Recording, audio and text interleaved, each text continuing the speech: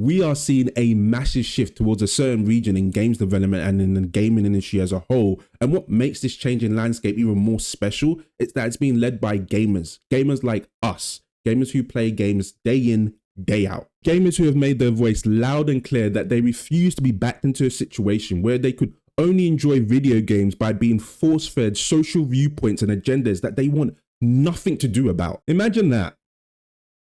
Imagine being told that your likes and your viewpoints are so backwards and non-concentric to the modern times that you need to be re-educated through the very same platform that gamers use to escape such discussions. Gaming. Or imagine getting exactly what you want, a great game with great gameplay, captivating characters, and a plot that makes you want to spend hours enjoying the product that you paid for. I don't think it's that difficult of a choice. Listen, everybody naturally has their favorite game studio and game developers, but the truth is, it's clear to the majority of gamers that Eastern developers are up right now. It's safe to say that when you look back at video games made by Western developers back in the day, it was a much more simpler time. Games were made with the main purpose of having fun and enjoying the content. There were no underlying agendas that could be clearly seen in video games, no millennial message that needed to be addressed, and even when they were done in such a way that didn't distract from the quality of the game. Fast forward to the present times and we are seeing a massive rise in social politics in games and the pushing of so many different diversity messages that the average gamer is left wondering if they're playing a video game at all or some sort of social reform virtual simulation. And the thing is that they're so cringe, like so cringe. Sounds like your mother was hard on you. Nah. I think your fingers are just perfect. Yeah. So... are you trying to have sex with me? I beg your pardon? Oh, wow. In my daydreams, this is where you lean over me and slap the wall. Whatever's going on here, stop it immediately. Quick, think about us having sex.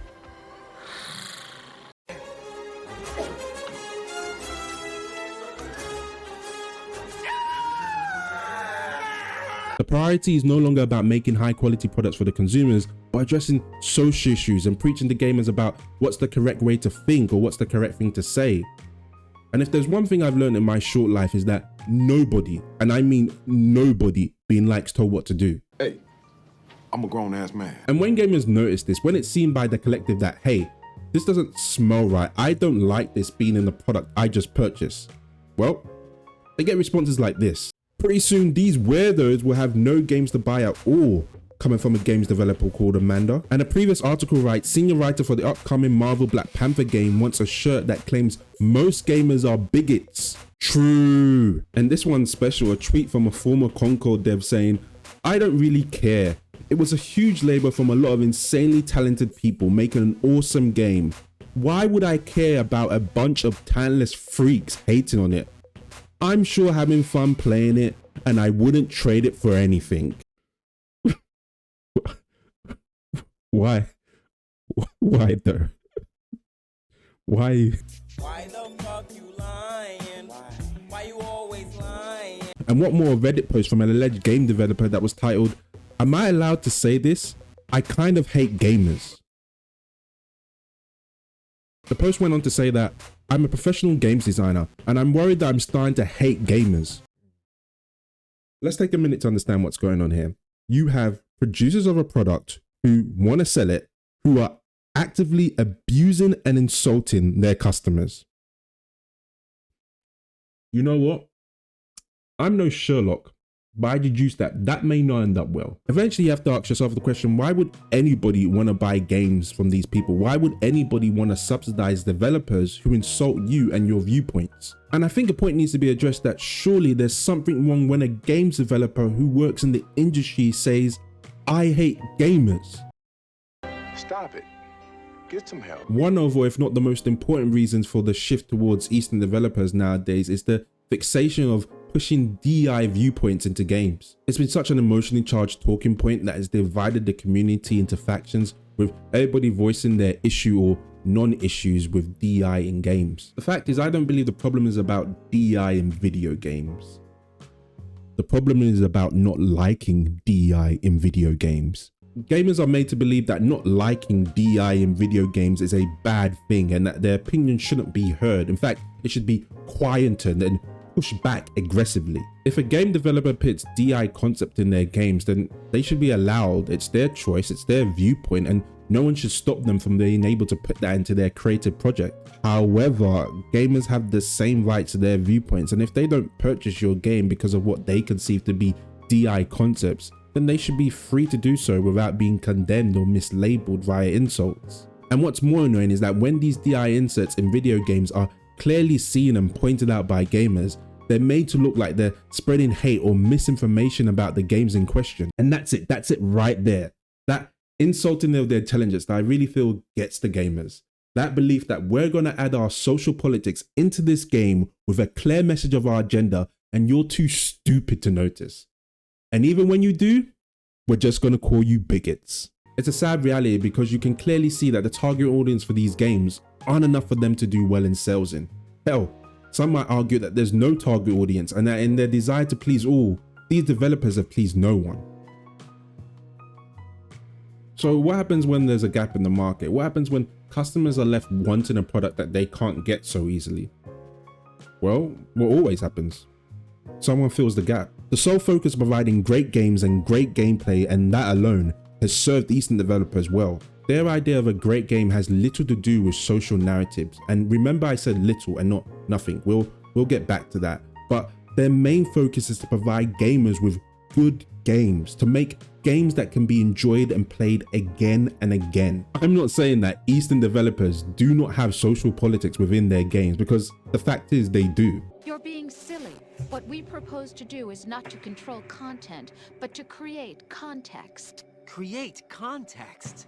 The digital society furthers human flaws and selectively rewards development of convenient half-truths.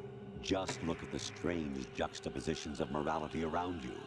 Billions spent on new weapons in order to humanely murder other humans. Rights of criminals are given more respect than the privacy of their victims. But the way in which they go about it, the way in which they're able to weave these social politics within their games has a different approach. It's a more mature approach which respects the player's intelligence and leaves the player with the decision whether to accept it negatively or positively, depending on the situation. It's like adding salt to your pasta or spices to your food. They help to bring the flavor out. These additions make the food better. They don't engulf the whole thing. The way in which these topics are addressed and the maturity in the way they're handled are like night and day between these two types of developers. My mother put these ropes on me. She tied me up. Why did she do that? Is it because I didn't fit as a woman? Is it why I don't fit as a woman? Tosh. The Shadow Dragons say there are people who use they instead of he or she. They're not men or women. And I like how it feels when I imagine myself that way. But you would befoul the throne, blackguard! So be it. Shall we test that? Good people, is Forden truly fit to be king? Or shall you cast off the shackles of blind faith? We need not be chained to birth or trial. In my world, we are a people equal and united. I shall be your shield from the human menace. Together, peace is within our grasp. Rally behind me. I will shield you from injustice. Rise above birth and circumstance, for they mean nothing. And the style, my word, the style. I don't think I'm the only one nowadays, but you can tell where the developers come from just from the stylistic approach from the game. The attention to detail and the ability to make each scene bring out the environment or the character to life. And speaking about characters, this discourse around the topic has been like walking on eggshells within the community, where if you go too far, you're labeled as a Kuma who just wants to over-sexualize every single video game character in the industry. But that's an argument for another day, because there are definitely views on both spectrum. But my problem has always been the deliberate choice of game developers to make their characters ugly as hell. It's been such a clear and obvious decision within the industry, which for the most of us begs the question, why?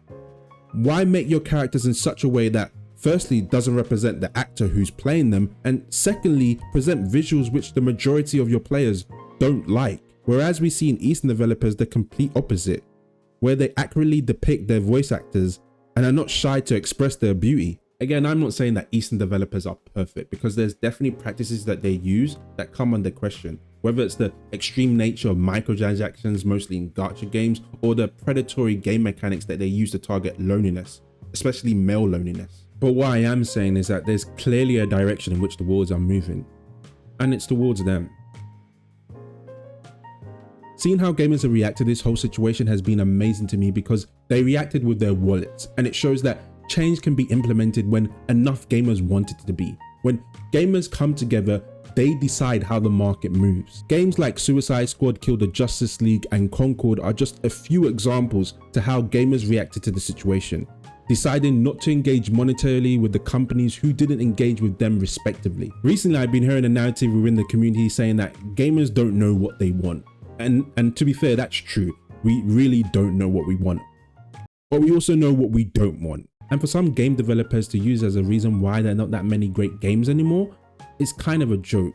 Because the job of a games developer is to create a game which is enjoyed by the customer, which leads to sales and therefore profit that increases the shareholders' value. And that's why I respect the hell out of game developers, because they create concepts and ideas wrought from their imagination and brought to life, which then have to be simple as well as entertaining, so they can be sold to the masses, who, by the way, all have their different likes and dislikes. The underlying factor isn't about East versus West, it's about good games versus bad games. And it's been recently obvious that the Eastern developers have just been making far more better games than Western ones. And that's not to say that there's no more good Western developers anymore, because I think that would be a stupid thing to say when you've got GTA 6 coming, Kingdom Come Deliverance 2, Mafia the Old Country, Gears of War E-Day, Split Fiction, Doom the Dark Ages, and the list goes on and on. And at the end of the day, gamers will always win, because there's always gonna be good games. If a game is good and we enjoy it, that's just another 30-hour sink that we add to the list. If a game